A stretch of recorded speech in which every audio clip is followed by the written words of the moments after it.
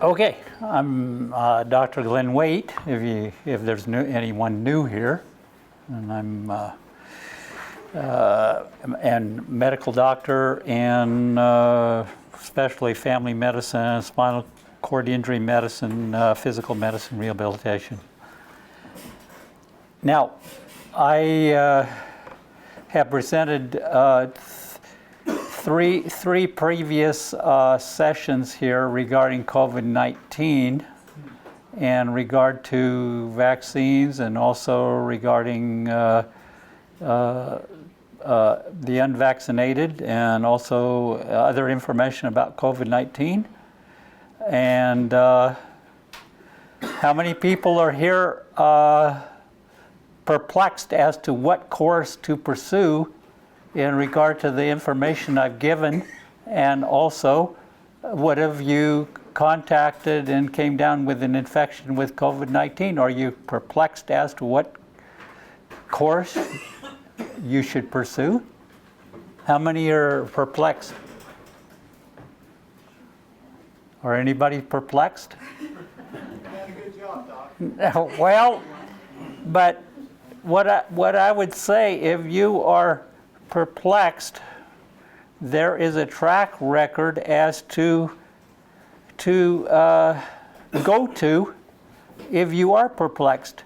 Last year, I presented a series of virtual information and my first series was on the 1918 pandemic and the lessons learned from the pandemic, 1918 pandemic, and the course that were pursued in Seventh-day Adventist sanitariums as opposed to Army hospitals, and the statistics showed a striking difference of the care that was in the sanitariums as opposed to the Army or medical or the government hospitals.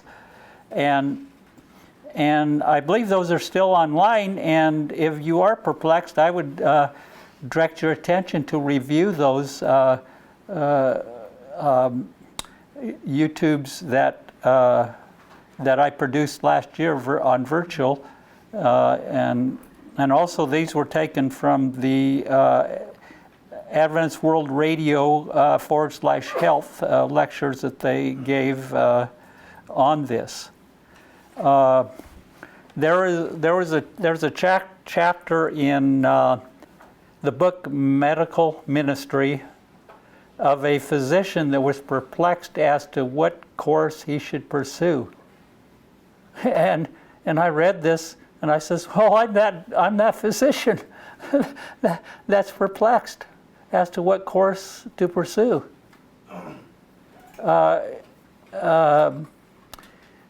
You know, there's sanitariums, but there's not very many that there are sanitariums that are run by the regular Seventh-day Adventist Church or affiliated with them that have gone into the cities to do a wonderful work, but they remove God. And so, if you remove God, how do you get a wonderful work? Right. What God are they? Is there a God that can still heal? It has to be Satan that puts a curse and then removes the curse. I mean, Jesus said he could do nothing except the Father, with the Father's help. Amen. And then he told us that we could do nothing without him. And so this is an interesting chapter in medical ministry to read. I asked, "Why are you perplexed?" You replied, "I am perplexed in regard to what is the best course for me to pursue." Then one who has authority stepped up to you and said, and this is in quotes, and I don't know if this was her angel that was beside her that said this or who said it, but the information is very good to follow here. "You are not your own, You are bought with a price. Your time, your talents, every jot of your influence is the Lord's. You are His servant. Your part is to do His bidding and to learn daily of Him. You are not to set up business for yourself. This is not the Lord's plan. You are not to unite with unbelievers in medical work. Neither is this the Lord's plan. His word to you is, be ye not unequally yoked together with unbelievers. For what fellowship hath righteousness with unrighteousness? And what communion hath light with darkness? And what concord hath Christ with Belial? Or what part hath he that believeth with an infidel? And what agreement hath the temple of God with idols? For ye are the temple of the living God. As God hath said, I will dwell in them, and I will be their God, and they shall be my people. So, but then I ask, who is an unbeliever? I mean, well, who is an unbeliever? Well, I think there's a verse in 2 John 1, 9 to 11. Whosoever transgresseth and abideth not in the doctrine of Christ hath not God. He that abideth in the doctrine of Christ, he hath the Father and the Son. If there come any unto you and bring not this doctrine, receive him not into your house, neither bid him Godspeed, for he that biddeth him Godspeed is a partaker of his evil deeds. So this is. I was actually taking a walk and hadn't put these two things, this whole thing in there, and then the Lord spoke to my heart and He said, "You need to look this. You need to look in there in medical ministry and see what is the message to me, you know." And this can be applied to everyone here, even if you're not in medical ministry, as to what course to pursue. I mean, we all want to, we're in the investigative judgment, and our case may come up. It may come to the living, and our case may come up. How are we going to stand when our case comes up? This is so good advice that we need to follow.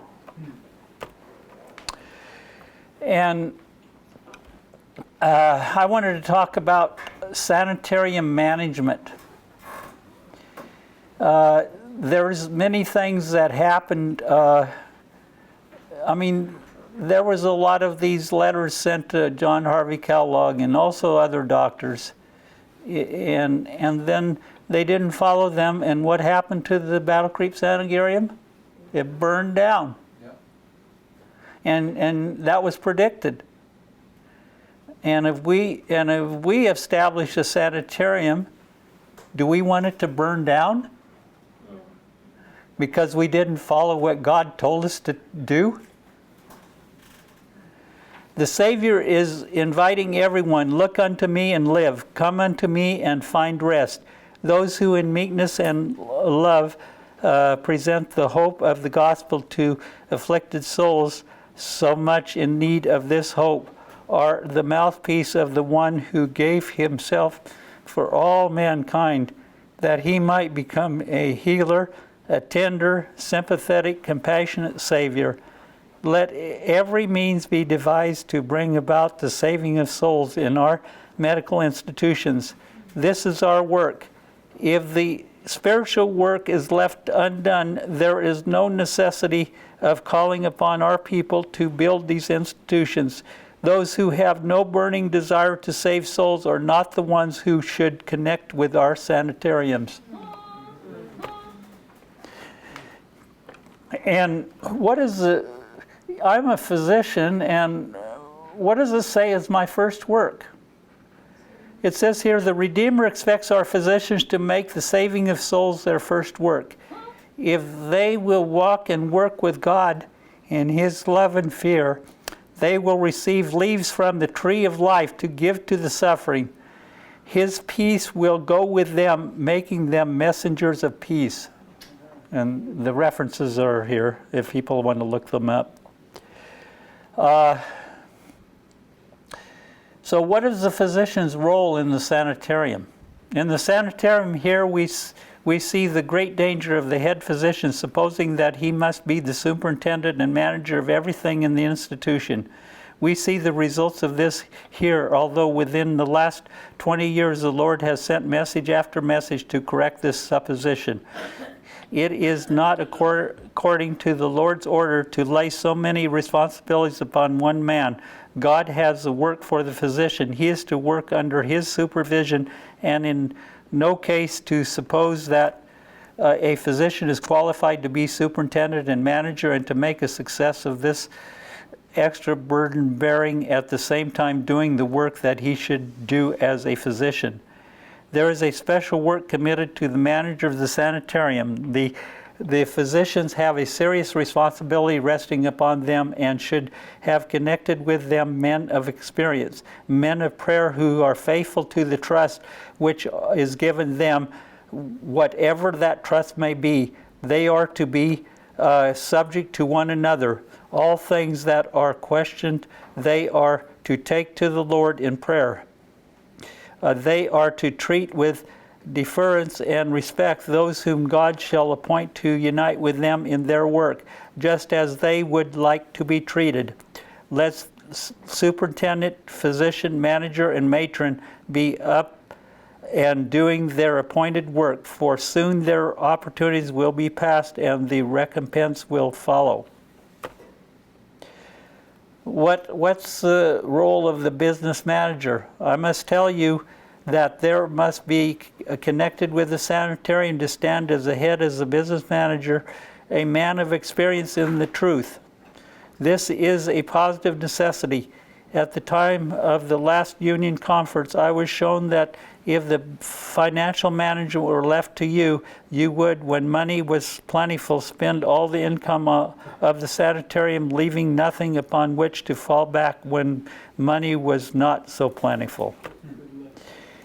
If our physicians would be willing to unite with men who have made a success of financial management, if they would cheerfully work in a humble way until the earnings of their work enable them to enlarge, if they would resolutely refuse to pile up debts, they would save themselves and their brethren from many sorrows.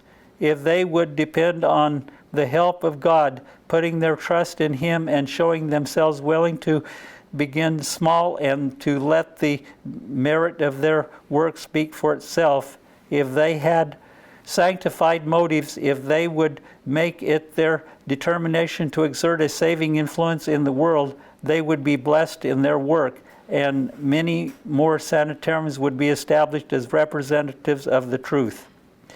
The one who has charge of the finances should study how much he can save instead of how much he can spend. All needless expense should be curtailed. Let the helpers understand that consummation must not exceed the production. To waste is a sanitarium. To waste in a sanitarium is a grave matter. Well, I personally knew that Porter Adventist Hospital had troubles way back in the 90s, early 90s. So to help out with their problem financially, they linked up with St. Anthony's Hospital in Denver. And they became Centura Health. And they're still operating. But if they would have only followed this advice, they wouldn't have had to do that. And that was, I think that was the wrong way. I mean, I think they linked up with unbelievers, but I'm not trying to judge other people. I'm just trying to let you know. There are so many who have to do with the different lines of work, and it is most essential that they understand the need of economy. Economy is very valuable science. Many waste much by failing to save the odds and ends. In many a family, as much is wasted as would support a small family. All these things are included in the education to be given in our sanitariums. Those references there. Now, in regard to the matron, I believe the matron would be the equivalent of the nursing head of the nursing department. Let no man consider it his place to judge of the amount of labor a woman should perform. A competent woman should be employed as matron, and if anyone does not perform her work faithfully, the matron should deal with the matter. Just wages should be paid, and every woman should be treated kindly and courteously without reproach. And there's the reference. The matron should teach those under her charge how to make quick, careful movements. Train the young to perform the work with tact and thoroughness. Then, when the hours of work are over, all will feel that the time has been faithfully spent and the workers are rightfully entitled to a period of rest. And there's the reference there. The young woman should be under the care of a wise, judicious matron, a woman who is thoroughly converted, who will carefully guard the workers, especially the younger ones. And the references there. The matron is to show a motherly care for her girls in her charge. She is to show them the wisdom of putting by each month a portion of their wages, placing it in the charge of faithful hands. She is to encourage them in neatness of dress, at the same time teaching them that their dress should always be neat and becoming. She is to discourage vanity and extravagance in any line. And there is the reference there. The nurses and the student nurses should be under the charge of a matron who can be a guide and counselor to them. She should be capable of exercising wise supervision. She needs to be a woman of good health, not self-centered, but affectionate, unselfish, and sunny, one who can mold minds, not by being authoritative, but by being kind and thoughtful, and yet firm to principle.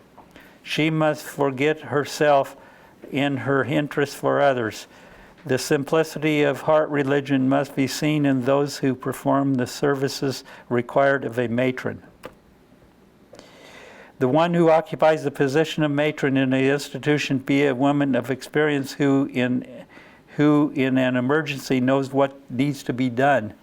She should be a woman of executive ability, a woman who is willing to bear burdens and who daily goes to God for wisdom. She should be a woman who knows what the rules of propriety are and who observes them. And that's the talk, and then there's room for questions. And we'll need to repeat those if you have any questions.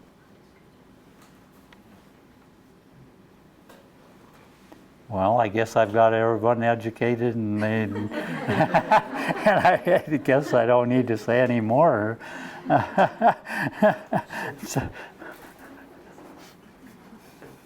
Thank you. huh? I just said thank you.